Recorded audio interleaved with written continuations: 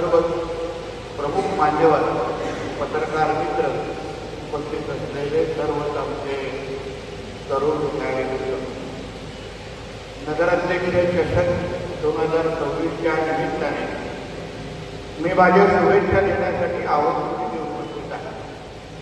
खरं म्हटलं तर काल येण्याचं ठरलं होतं, तो मुंबईमध्ये असलेला पावसाळा आणि आताही माझं फ्लाईट दोनदा लँड होण्याचा प्रयत्न करत होतो. वरती गेलं, परत आलं, वरती गेलं, परत आलं. मला वाटतं की वरतूनच हे नगराध्यक्ष बघायला मिळतही झालं, अशी परिस्थिती येण्याची पावसाळ्यात झालेली आहे. पण आमच्या नगराध्यक्ष मॅडमचं खरं म्हटलं तर कौतुक करायला हवं, आपल्या सगळ्या टीमचं कौतुक करायला हवं की या नगराध्यक्ष चषकच्या निमित्ताने ज्या इंडोर गेमच्या बाबतीत जे काय ऐकलं त्याला प्रोत्साहन देण्यासाठी आणि त्याला व्यासपीठ निर्माण करण्यासाठी एक चांगली स्पर्धा या निमित्ताने आज आयोजित केलेली आहे. या पद्धतीचे जे काही गेम आपण सगळेजण हे जे काही करून खेळणार आहे, आपण सगळेजण जरा एक मिनिटात विचार करायला पाहिजे की आजची पिढी किती वेळ हे सगळं गेम खेळत आहे. आणि आपण जेव्हा सगळे लहान होतो तेव्हा ह्या गेमच्याशिवाय दुसरे गेमच नसायचे किंवा आता मोबाईलच नसायचा. आणि म्हणून आजच्या धावपळीच्या जीवनामध्ये जेव्हा मोबाईल शिवाय आपलं एक मिनिट जात नाही, आज आपण कुठलेही डॉक्टर क्षेत्रातले कोण लोक असतील तर त्यांना विचारा, सर्रास मानेचे आणि मणक्याचे त्रास या फक्त मोबाईलच्या ह्या वापरामुळे सुरू झालेला आहे. आणि त्याच्यामध्ये अशा पद्धतीचे एक चांगली स्पर्धा आयोजित करणं, ज्याच्यामध्ये कॅरम असो, बुद्धिबळ असो, बॅडमिंटन असो, चांगले इंडोर गेम्सला जे चालना देण्याचं काम, प्रोत्साहन देण्याचं काम या आमच्या नगराध्यक्ष आणि त्यांच्या सगळ्या टीमने केलं आहे. त्यासाठी मी निश्चितपणे त्यांचं कौतुक करेन आणि त्यांचं अभिनंदन केलं. अशा पद्धतीच्या स्पर्धा जास्तीत जास्त झाल्या पाहिजे असं मानणारा व्यक्ती आहे. कारण का अशा पद्धतीच्या स्पर्धेमुळे समाजामध्ये एक चांगला संदेश जातो की आपण कधीतरी काही काळ हा मोबाईल हातातला मोबाईल बाजूला ठेवून आपल्या शरीराकडे लक्ष दिलं पाहिजे, आरोग्याकडे लक्ष दिलं पाहिजे. याही महत्वाच्या गेमच्या माध्यमातून आपला व्यक्तिमत्वाचा पण विकास होऊ शकतो. पर्सनॅलिटी डेव्हलपमेंट ज्याला आपण म्हणतो तेही या निमित्ताने होऊ शकतं. असा एक चांगला संदेश या नगराध्यक्ष चषकच्या निमित्ताने आपल्या सगळ्यांना या निमित्ताने मिळालेला आहे. खरं म्हटलं तर हे सगळे गेम तुम्ही आवर्जून अगर त्यांचा अभ्यास केला, आमच्यासारख्या सगळ्याच राजकीय कार्यकर्त्यांसाठी या गेममधून असंख्य गुण घेण्यासारखे आहे, शिकण्यासारखे आहे. एकजुटीने राहिलो तर आपण मॅच कसं जिंकू शकतो. बुद्धिबळाच्या गेममध्ये डोकं किती कसं वापरायचं आणि एकेतरी आपला संघ जिंकला पाहिजे त्याच्यासाठीच वापरायचं, हे असे असंख्य चांगले गुण ह्या गेममधून खरं म्हणलं तर घेण्यासारखे आहे. उपस्थित असलेल्या सगळेच राजकीय कार्यकर्ते या पद्धतीच्या गुणांमधून काय ना काहीतरी शिकतील, बोध घेतील अशी अपेक्षा त्यांच्या सहकारी म्हणून या परिस्थिती घेतो. कारण का आज राजकारण, समाजकारण आणि जो व्यक्ती पदावर निवडून आला तर त्याचं कौतुक कमी आणि त्याच्यावर टीका जास्त करण्याच्या गोष्टी असं चाललेल्या आहेत. म्हणजे एक व्यक्ती पदावर बसला तर त्याला काम करायची संधी द्यायची नाही, वेळ द्यायचा नाही. पण तो बसलेल्या व्यक्तीला आम्ही खालती कसा फेकू शकतो, त्यासाठी एकतर्फी कार्यक्रम काही लोकांचे चालू असतात. त्यांनाही जरा आमच्या मॅडमने या स्पर्धेमध्ये भाग घेण्यासाठी बोलवावं असं आवर्जून या निमित्ताने व्यक्त केलं. कारण काय समाजामध्ये ज्याला आपण स्पोर्ट्समॅनशिप स्पिरिट म्हणतो ती असणं अत्यंत गरजेचं आहे.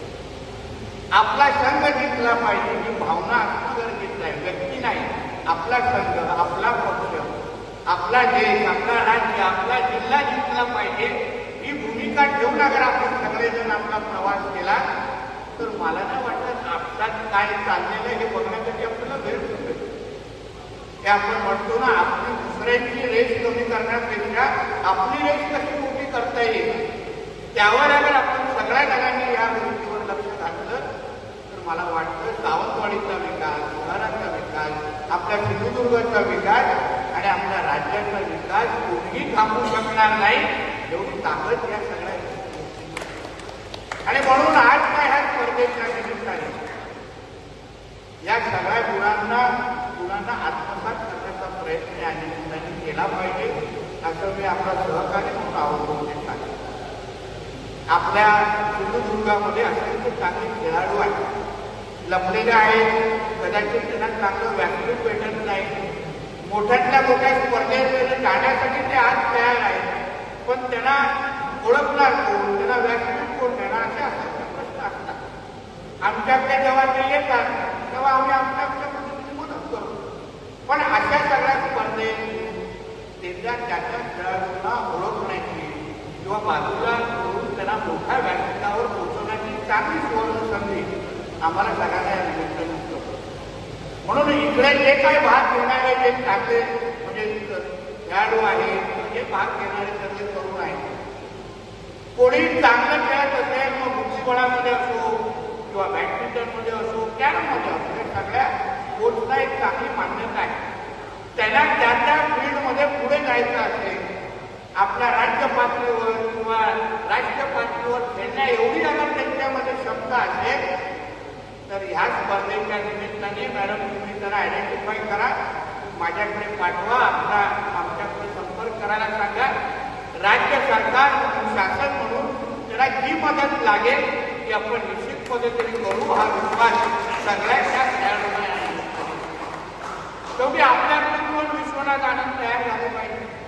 आपल्याकडे पण बॅडमिंटनमध्ये चांगल्यातल्या चांगले जे खेळाडू आहेत, आंतरराष्ट्रीय पातळीवर राष्ट्रीय पातळीवर खेळताना दिसतात, तेही आपल्याकडे खेळतात. त्याचं नुसतं बुद्धिबळ आपण एक दुसऱ्याला टाकण्यासाठी वापरू, पण चांगल्या बाबतीमध्ये पण बुद्धिबळाचा वापर करायला पाहिजे, काही संदेश या निमित्ताने दिला पाहिजे. त्याचबरोबर आज पूर्ण या निमित्ताने ही इमारत बघितल्यानंतर, सोयी बघितल्यानंतर जिल्ह्याचा पालकमंत्री म्हणून इथून नुसतं येऊन मी जाणार नाही. मला प्रामाणिक वाटतं सावंतवाडी असो या प्रमुख शहरांमध्ये असलेले हे जे काही स्पोर्ट्स जिमखाना आहे, इकडे ज्या सुविधा आहेत, ते अजून चांगल्या कशा होतील यावर आपल्या सगळ्या जणांचं खरं लक्ष असलं पाहिजे. नाहीतर नुसतं दुसऱ्याच राज्यातले दुसऱ्या जिल्ह्यांच्या खेळाडूंचे आम्ही सत्कार करत बसतो आणि आमच्या शहरातल्या जिमखान्याची अगर ही अवस्था असेल तर आमच्याकडून काही खेळाडू तयार होणारच नाही असं मानणारं देखील नाही. आणि म्हणून मी ह्या निमित्ताने आमच्या सगळ्या टीमना, मॅडम असो, नगरसेवक असो, तुम्हाला सगळ्यांच्या खांद्यावर जबाबदारी टाकणार आहे. तुम्ही या पूर्ण जिमखान्याची परत एकदा चांगल्या परिस्थिती आणण्याच्या दृष्टिकोनातून डागडुजी असो किंवा त्याला काही दुसरं नाव द्या, त्यासाठी लागणारं जे काही एस्टिमेट आहे आपल्या सगळ्या जणांना तयार करून माझ्याकडे पाठवायला लागेल. आपण एकत्र बसा, योजना बरोबर घ्या. मॅडम तुम्ही एस्टिमेट तयार करा. राज्य शासनाच्या क्रीडा खाता असो, नगर उद्यान असो, पालकमंत्री निधी असो, सिंधुरत्न असो, कुठूनही जाईल, पण पुढच्या काही वर्षामध्ये आपला सावंतवाडी जिमखाना हा दर्जेदार असला पाहिजे, या दृष्टिकोनातून आपण ही हालचाल करायची आहे. काही शब्द आपण सावंतवाडीच्या नागरिकांना इलेक्शनच्या निमित्ताने दिलेला आहे. आता काय नुसतं बॅडमिंटन पर्यंत गोष्टी राहिलेल्या नाही, पिकलबॉल सारखे नवीन खेळ आलेले आहेत, दुसऱ्या अन्य काही खेळ आलेले आहेत ज्यांना मान्यता आहे, लोकांना खेळायला आवडतात, त्याही गोष्टी आपल्या जिमखान्यामध्ये उपलब्ध झाल्या पाहिजे. ह्या दृष्टिकोनातून अभ्यास करा, त्या पद्धतीचे एस्टिमेट करून माझ्याकडे पाठवा, जेणेकरून निधी दिल्यानंतर ह्या पूर्ण जिमखान्याचे एकत्रित चेहरामोहरा बदलण्याची जबाबदारी जिल्ह्याचा पालकमंत्री म्हणून माझी आहे. हा शब्द तुम्हाला मी आजच्या निमित्ताने देणार आहे.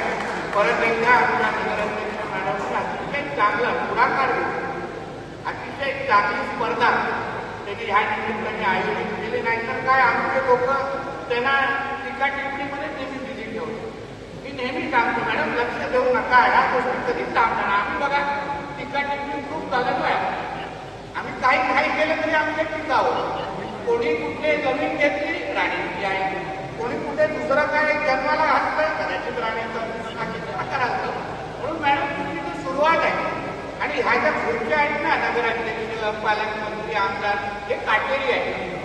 तिथे बसायला लोक तुम्हाला जास्त देणार, पण आपल्यामध्ये आपलं म्हणून असं असलं पाहिजे की कोणी किती जोर लावला तरी मी इथून हटणार नाही.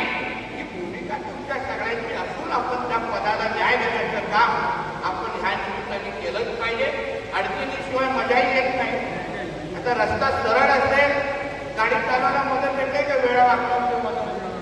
ड्रायव्हिंग तेव्हाच चांगली होते जेव्हा रस्त्यावर खड्डे असतात, तेव्हा वेळी वाकडी वळणं असतात, तेव्हाच आपली ड्रायव्हिंग स्किल मॅडम होतं. नुसतं सरळ रस्ता असतं तर ड्रायव्हिंग करायला मजा येणार. म्हणून वेळे वाकडी वळणं आली म्हणजे समजायचं काम अतिशय चांगलं काम चालू आहे. लोक खाजगी खेचण्यामध्ये 24 तास करायचे. धीरूभाई अंबानीचं एक चांगलं वाक्य. धीरूभाई अंबानींनी सांगितलं की तुम्ही यशस्वी होत आहात हे कसं समजायचं? जेव्हा सकाळी उठून तुमच्या बाबतीमध्ये सर्वात जास्त टीका होत असेल म्हणजे समजायचं तुमचं काम सर्वात जास्त चांगलं चाललंय हे धीरूभाई अंबानींनी सांगितलं. म्हणजे टीका होत असेल तर अतिशय चांगलं काम आहे. त्यांनाही बघा तुम्ही टीका करायची पण काळजी घेत आहे, त्यालाच तर आपण सुधारायचे प्रमुख म्हणून तुम्हाला नेमलंय. म्हणून असंच काम करत राहा. आम्ही सगळेजण तुमच्या बरोबर आहोत, काही चिंता करू नका. आणि एवढी बाणी बदलून टीम असल्यानंतर समोरच्या लोकांना बोलण्याची काहीच गरज नाही. म्हणून तुम्ही चांगलं काम करा.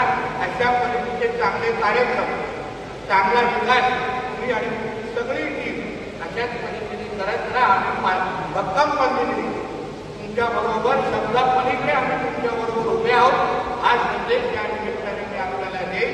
परत एकदा नगराध्यक्ष मॅडम असो आणि त्यांची पूर्ण जी टीम आहे, ज्यांनी ह्या चांगल्या एक स्पर्धा आयोजित करण्यामध्ये मदत केली त्या सगळ्या जणांचं अभिनंदन करतो, शुभेच्छा देतो. इथेच थांबतो. जय हिंद, जय महाराष्ट्र.